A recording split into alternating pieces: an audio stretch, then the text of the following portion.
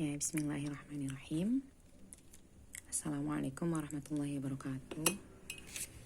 Inshallah, today we will continue our material of math. Ya, last week we have study about bilangan akar. Ya, cara mengakarkan, menyederhanakan bilangan akar dan lain sebagainya. Dan sebenarnya last week juga sudah mulai disinggung tentang penjumlahan dan pengurangan. Ya, walaupun itu hanya sekilas saja waktu itu di soal latihan nomor 10 ya. Dan mungkin juga ada yang belum latihan karena waktunya nggak cukup ide yang nomor 10 itu.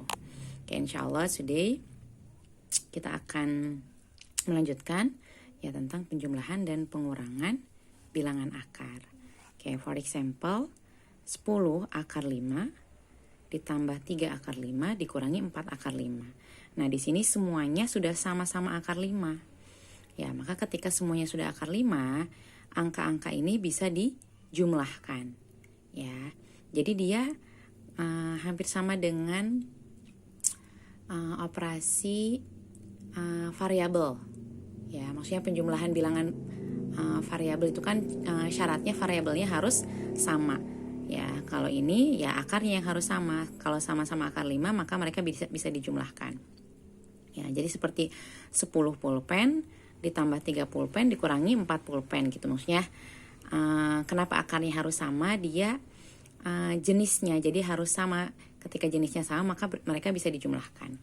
Ya, kalau udah gini berarti ya angka depannya aja tinggal dijumlahkan. 10 ditambah 3 dikurangi 4. Ya, 13 dikurangi 4 9. Nah, akar 5-nya tidak berubah, tetap akar 5. Ya, sebagaimana 10 pulpen tambah 3 pulpen dikurangi 4 pulpen maka jadinya 9 pulpen. Pulpennya tetap sama, tidak berubah jadi pulpen-pulpen gitu kan. Nah, jadi syarat ya bilangan akar itu bisa dijumlahkan adalah jenis akarnya harus sama. Ya, jenis akarnya harus sama. Ya, dan yang dijumlahkan hanya angka depannya. Oke, for example number 2.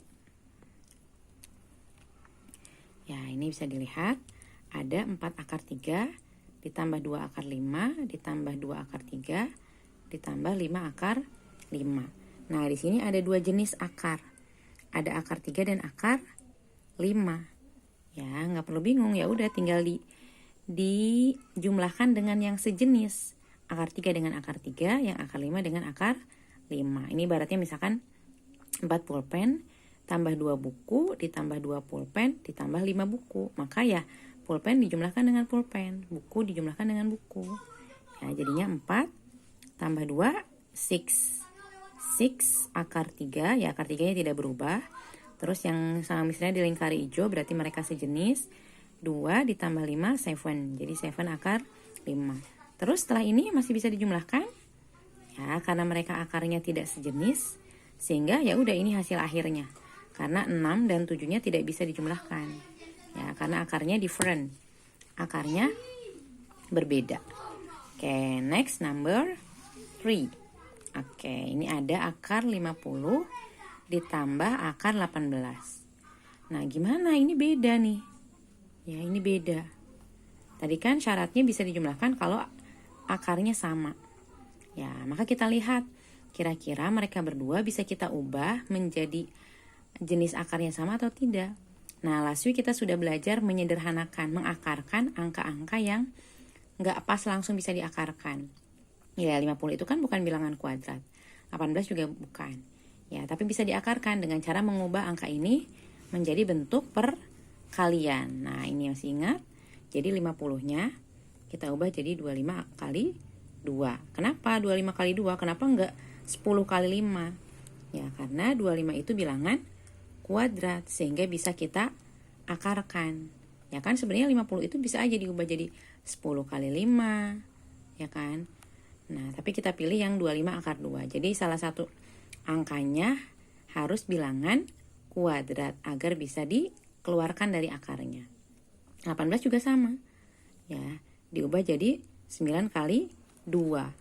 Ya, kenapa bukan angka yang lain? Misalkan angka berapa? 6 kali 3. Ya, 6 kali 3 18 kan? Ya, kan 6 dan 3 dua-duanya bukan bilangan kuadrat, sehingga kita pilihnya yang 9 kali 2. Oke. Nah, setelah ini maka kita akarkan. Akar 25 5, jadi keluar dari akarnya ya. Terus 2-nya tetap ada akarnya, akar 2. Terus akar 9 3, jadinya 3 akar 2. Nah sekarang lihat, sudah sama-sama akar 2 sehingga bisa kita jumlahkan.